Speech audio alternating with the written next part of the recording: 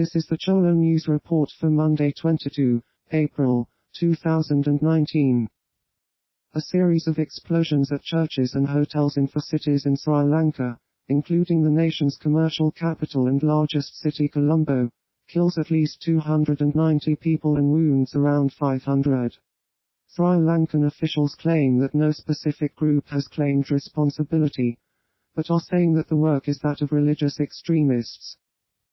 3 churches in Negombo, Batticaloa and Colombo's Korpchakate district were targeted during Easter services and blasts. Also robbed the Shangri-La, Kingsbury and Cinnamon Grand hotels in the country's capital.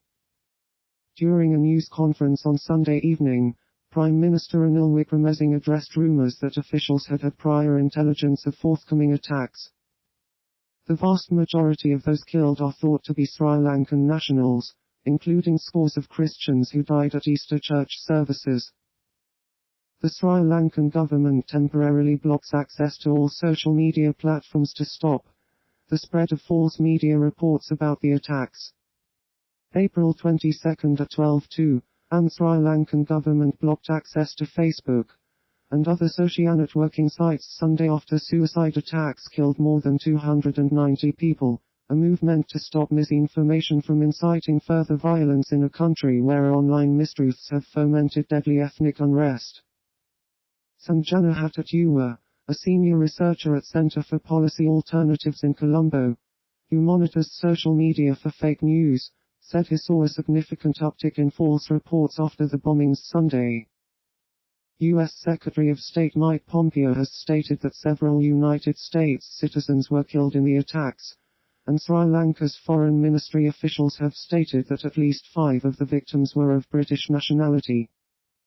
Attacks on innocent people gathering in a place of worship or enjoying a holiday meal are affronts to the universal values and freedoms that we hold dear, and demonstrate yet again the brutal nature of radical terrorists, whose sole aim is to threaten peace and security.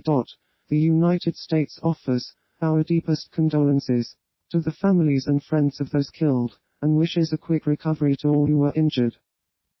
We stand with the Sri Lankan government and people as they confront violent extremism and have offered our assistance as they work to bring the perpetrators to justice.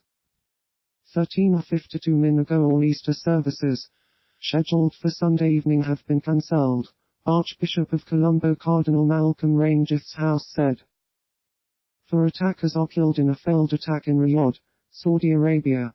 The attackers had machine guns, bombs, and petrol bombs. The 4 casualties had helped carry out the attack at the police station in Zulfi, a small city around 250 kilometers northwest of the capital Riyadh, Al Arabiya said. The official Saudi press agency, quoting a spokesman for the state security services, said 3 policemen were also wounded and that an investigation had been launched to identify the perpetrators. According to exit polls, comedian Volodymyr Zelensky wins Ukraine's presidential runoff election over incumbent President Petro Poroshenko with more than 70% of the votes. Poroshenko concedes defeat.